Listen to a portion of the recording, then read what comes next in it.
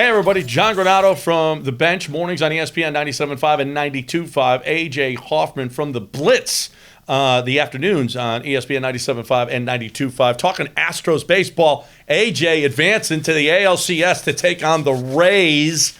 Not sure I'm all that thrilled. I'm not that happy about having to see that pitching of the Rays. They've got three guys that are, it doesn't matter how long that series took. It doesn't matter which way it fell for this series, because basically they've got three number one guys. This is going to be, for a team that has started to hit now, that took all season to hit, this could be a time where they go, wow, I wonder why the Astros aren't hitting anymore.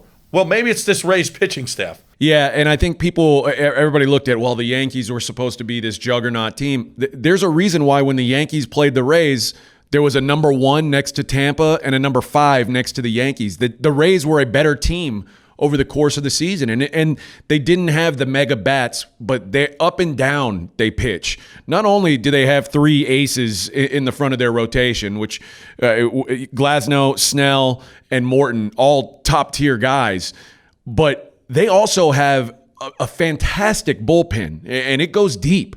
There are problems, and the Rays who found their bats against the Yankees, albeit the Yankees pitching staff a bit depleted. Let's face it, this Astros pitching staff isn't exactly on fire right now. You can't feel great about the Astros pitching going in. The one hope would be that the Astros bats continue to find a way, and you're right, they have woken up.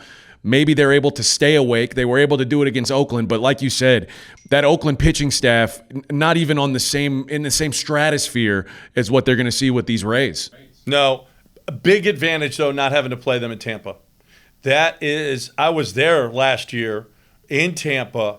It is an horrible place to play, but something that they take a big advantage of.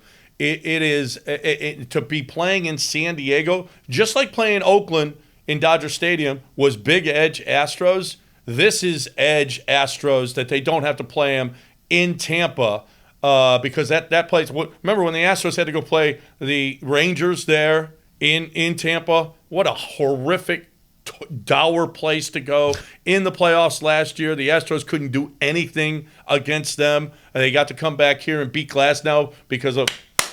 And it's just a big edge though playing them in San Diego. But listen, they don't have the Yankees lineup either. But that's a tough lineup. That's up and down. They will score some runs, and you're not putting up the 7 spots that you were putting up against the A's. Not this week.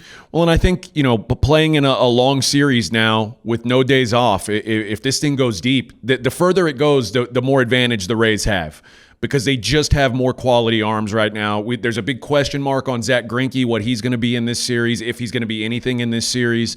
And we saw even against Oakland, you start having to scratch and claw. You've got to run Josh James out for 2 innings because you've got to save Christian Javier for the next day. You don't have 4 starters that you trust, much less 5.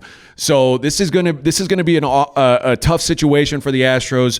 All these games in a row, they need to get this thing over as early as possible if they're going to have any chance to hold out against this Rays team. Yeah, you need Lance to have his command. You need Urquidy to get the ball down. You need Framber to be unbelievable. Yeah. So you got to have all of these things if you're going to beat this pitching staff, because you're not scoring many runs, so you got to count on Blake Taylor's. You've got to count on Luis Garcia's now. You've got to count on guys that you're like, holy crap, this is what it's down to. But guess what? You're there, and so you got to go get it now. You knew you'd have to go. You knew it was going to be tough, but this Rays team, this is going to be all you can handle.